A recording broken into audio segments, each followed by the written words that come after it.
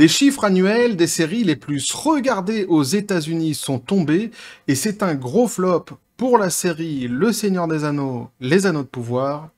On voit ça ensemble.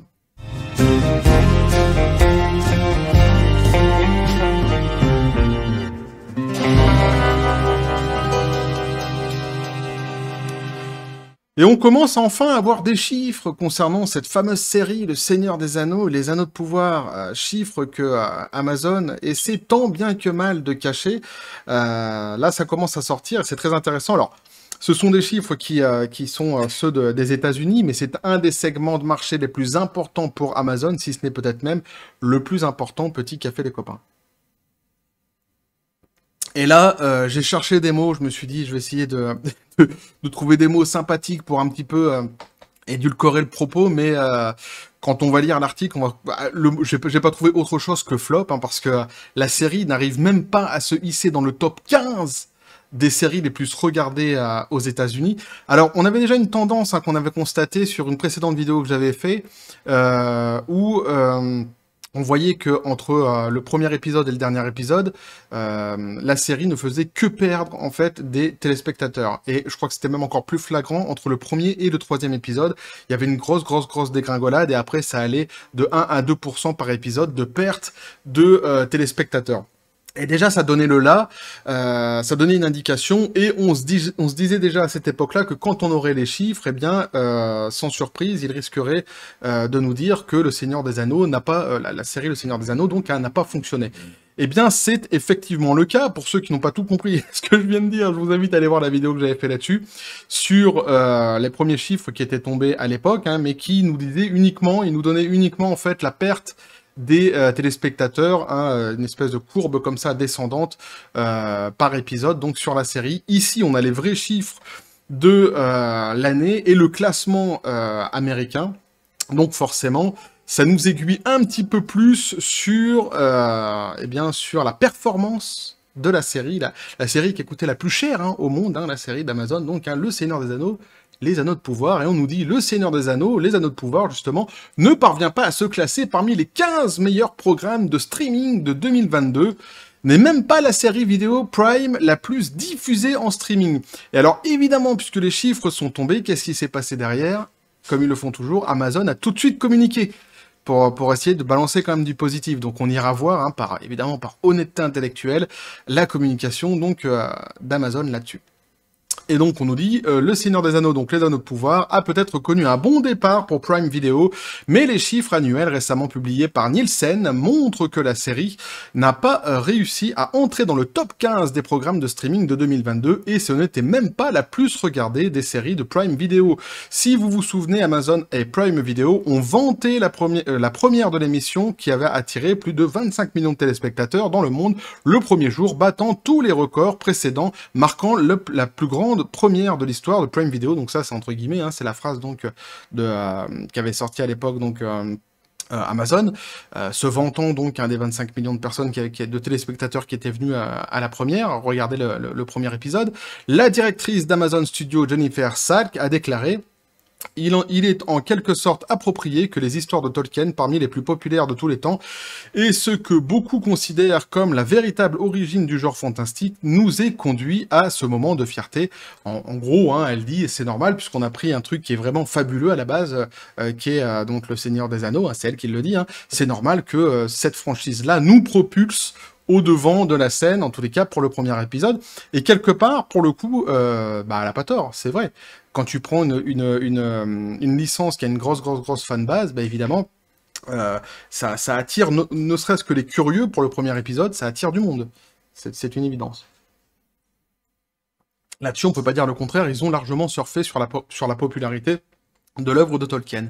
Elle a ajouté: je suis très reconnaissante à Tolkien Estate, tu m'étonnes, et à nos showrunners J.D. Payne et Patrick McKay, le producteur exécutif Lindsay Weber et les acteurs et l'équipe, pour leurs efforts de collaboration inlassables et leur énergie créative sans borne. Et ce sont les dizaines de millions de fans qui regardent, clairement aussi passionnés par la Terre du Milieu que nous. qui sont notre véritable mesure de succès. Je rigole parce que, en fait, ça c'est donc les déclarations qu'ils avaient fait à l'époque, quand le premier épisode était sorti. Mais quand on voit après toutes les déclarations qu'ils ont faites derrière, concernant notamment l'œuvre de Tolkien, en disant qu'ils s'en foutaient complètement en fait de l'œuvre de Tolkien, et en traitant ceux qui n'avaient pas aimé la série de racistes, de tout ce que vous voulez, de trolls, enfin on a vu pas mal de choses. Et évidemment, quand je relis les premières déclarations, ça a tendance à me faire sourire hein, quand ils se prévalent d'honorer l'œuvre de Tolkien, évidemment, ça me fait un petit peu sourire. Cependant, comme tous ceux qui ont suivi notre couverture concernant les publications hebdomadaires des données d'audience de Nielsen, il est rapidement apparu que beaucoup de gens auraient pu se connecter au départ, mais aussi vite ils s'étaient connectés, ils se sont barrés. C'est exactement ce qu'on avait vu donc, dans les précédents chiffres hein, de la vidéo que j'avais fait à l'époque. Non seulement les chiffres hebdomadaires de Nielsen l'indiquent, mais les nouveaux chiffres annuels de Nielsen pour 2022 semblent également le confirmer. Dans un article du blog publié en janvier, Nielsen a révélé le graphique de 15 meilleurs programmes de streaming de 2022, des 15 meilleurs programmes de streaming originaux de 2022, des 15 meilleurs programmes de streaming acquis de 2022 et des 15 meilleurs films en streaming de 2022. Donc un classement global hein, pour l'année, donc un 2022. Le Seigneur des Anneaux, donc les Anneaux de Pouvoir de Prime Video, n'a pas figuré dans les 15 meilleurs programmes de streaming de Nielsen en 2022 qui suit l'audience aux États-Unis via les minutes regardées. Donc on est bien en train de parler de l'audience, hein, comment je pourrais dire, de l'audimat hein, qui a généré la série. Donc c'est une catastrophe parce que là par contre, rien que pour ce graphique-là, elle n'entre même pas dans les 15 premières séries.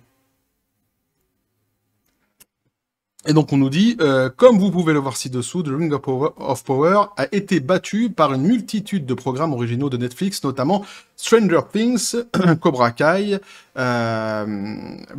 Bridgerton, Dahmer évidemment, hein, The Umbrella Academy et The Crown, et entre autres. Il a même été battu par des rediffusions de NCIS, Grey's Anatomy, Criminal Minds, Heartland, je rigole, Supernatural. Non mais Supernatural, attention, Supernatural, c'est normal qu'il dégomme tout. Supernatural, la meilleure série de tous les temps. Pour moi, c'est ma meilleure série, c'est la série que je préfère. On parle pas de Supernatural sur le plan qualitatif, hein, c'est un truc qui est c'est émotionnel pour moi, moi et Supernatural. Donc c'est normal évidemment qu'elle écrase tout sur son passage et elle devrait tous les écraser de toute façon, même sur un plan mondial, pas que aux États-Unis.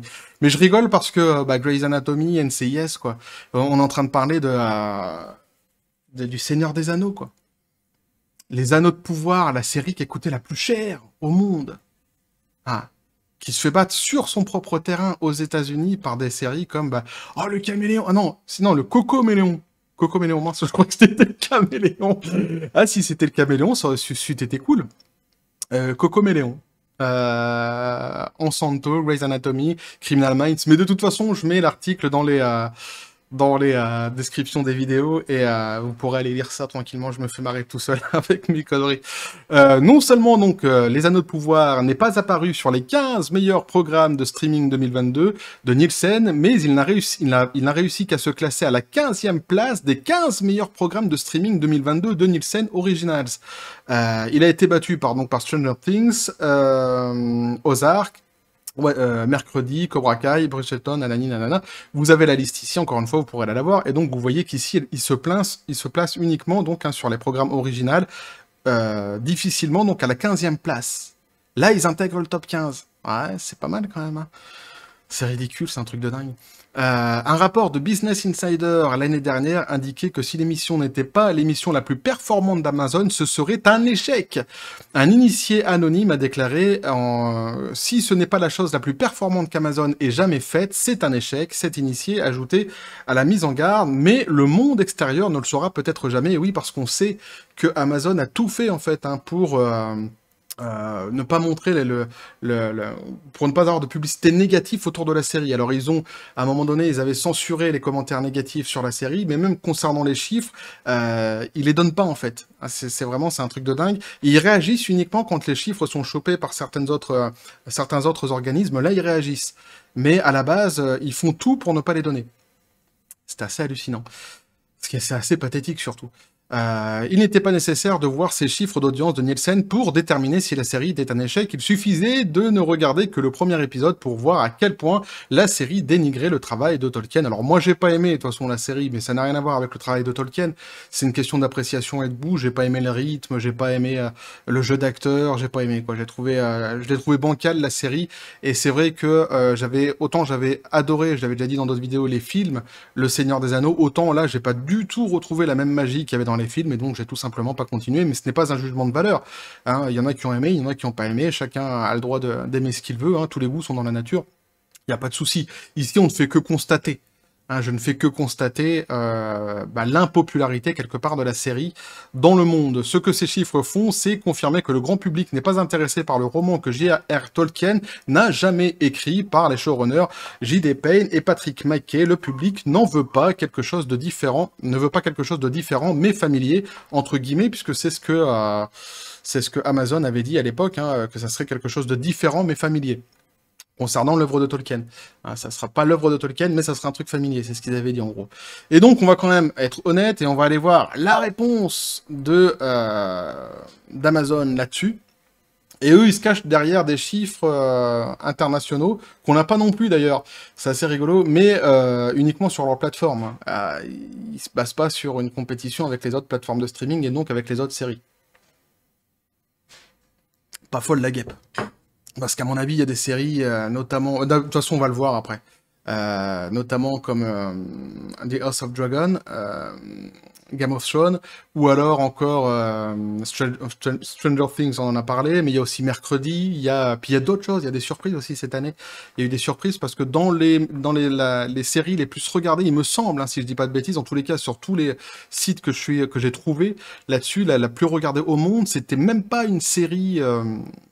classique, j'ai envie de dire, c'est un anime, puisque c'était... mince, comment c'est son nom Ah, je ne l'ai plus, je dois l'avoir ici.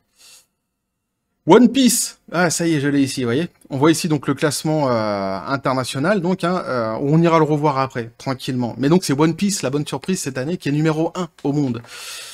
Donc le communiqué d'Amazon, hein, pour aller jusqu'au bout du délire. Donc on nous dit, la société donc a déclaré Amazon a attiré plus de 100 millions de téléspectateurs dans le monde entier pour la première saison du Seigneur des Anneaux, les Anneaux de Pouvoir, ce qui en fait la série Amazon originale la plus regardée dans toutes les régions du monde. Alors attention, bien comprendre cette phrase, ce n'est pas la série la plus regardée au monde, hein. C'est la série numéro 1 sur Amazon Prime au monde, ce qui est tout à fait différent. Parce qu'après, il faut compter évidemment combien d'abonnements ils ont vendus dans le monde, par pays, etc. etc. C'est encore autre chose. Mais là, ils ne rentrent pas en compétition du tout avec les autres plateformes de streaming et les autres séries, hein. Ils parlent uniquement sur leur propre plateforme à eux. Elle est numéro 1 chez eux. Voilà, c'est ce qu'ils nous disent. Donc le monde avec plus de 24 milliards de minutes diffusées en continu et générant plus d'inscriptions Prime dans le monde pendant sa fenêtre de lancement que tous les autres contenus Prime vidéo précédents. La société a ensuite vanté l'engagement de l'émission en faveur de la politique identitaire. Amazon Studios a également annoncé la liste entièrement féminine des réalisatrices Charlotte Brainstorm, Sana Amri et Louise Hooper pour la deuxième saison du Seigneur des Anneaux, les Anneaux de Pouvoir, qui est actuellement en production au Royaume-Uni. Je souhaite, hein, j'espère qu'ils feront quelque chose de mieux, hein, ces dames, que la saison numéro 1. Mais, à mon avis, je pense que ça va être dans la continuité. Ceux qui ont aimé, continueront à aimer. Hein, et puis ceux qui n'ont pas aimé, continueront à pas aimer. Fait intéressant, donc, ainsi ce nombre de 24 milliards de minutes diffusées en vrai, cela signifie que cela signifie que la série voit beaucoup plus de temps de visionnage en dehors des États-Unis qu'en son sein. Nielsen a récemment publié ses chiffres pour les 15 meilleurs programmes de streaming, donc c'est exactement les chiffres qu'on avait vus, et on nous dit donc cependant donc la marque de 24 milliards de minutes regardées est encore dérisoire par rapport au temps de visionnage national pour un certain nombre de programmes présentés sur Netflix. Donc si vous préférez en fait le total mondial qu'a fait la série Les Anneaux de Pouvoir ne bat pas le total national que certaines séries font aux États-Unis. Donc vous voyez, c'est pour relativiser un petit peu la communication d'Amazon, hein, qui vient et qui sort des chiffres comme ça, oui, mais comme eux le disent par exemple, comme le montre le classement de Nielsen, les 15 premiers programmes de streaming, Stranger Things a accumulé, donc nationalement, 52 milliards de minutes regardées rien qu'aux États-Unis. Donc eux, c'est 24 milliards dans le monde, hein. Ah, là, on est sur 52 milliards de minutes. Regardez, rien qu'aux États-Unis. C'est plus du double de la durée de visionnage de The Rings of Power. Ozark a également battu les chiffres mondiaux de Prime Video en publiant 31,3 milliards de minutes visionnées rien qu'aux États-Unis. Donc après, bon, bah, je vous laisse l'article hein, si vous voulez aller voir, après à lire tout ça, mais c'était pour un peu vous donner bah, le communiqué, en tous les cas, d'Amazon là-dessus, hein, qui a essayé évidemment, comme ils peuvent, de rebondir en balançant un chiffre comme ça positif pour eux, mais assez ridicule parce que, comme le fait très bien l'article ici, si on le compare en fait rien qu'avec des chiffres nationaux aux États-Unis et des autres séries, eh bien c'est assez lamentable en fait hein, pour cette série qui a coûté une fortune. Et donc on revient sur les séries les plus regardées au monde. Alors je trouve pas vraiment d'articles, de sites qui recensent réellement un classement, un vrai classement officiel des séries les plus regardées au monde.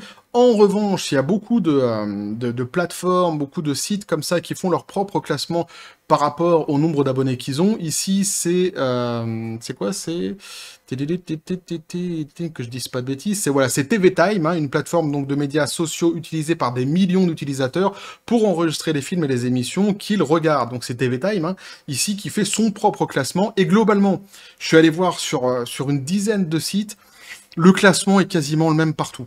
Donc bon, bah, j'ai juste montré ici donc les 6 premières séries qui sont donc sur TV Time les plus regardées et on a donc One Piece en premier, on a donc Stranger Things en deuxième, on a Grey's Anatomy en troisième, on a The Office en quatrième, House of the Dragon hein, qui est cartonné cette année et donc The Walking Dead en sixième. Ouais, c'est ça. Donc voilà, donc un peu ce que je pouvais vous dire sur un classement comme ça, vite fait à l'international. Mais si vous avez des sites, hein, si vous connaissez des sites qui recensent vraiment et qui donnent les chiffres des séries à l'international, récemment, on m'a donné un site, un très bon site sur... Un site, un très bon site, un très bon cidre aussi peut-être, mais un très bon site sur les films à l'international. Et c'est vraiment génial. Sur le Facebook de la chaîne, on m'a donné ça, c'est vraiment super.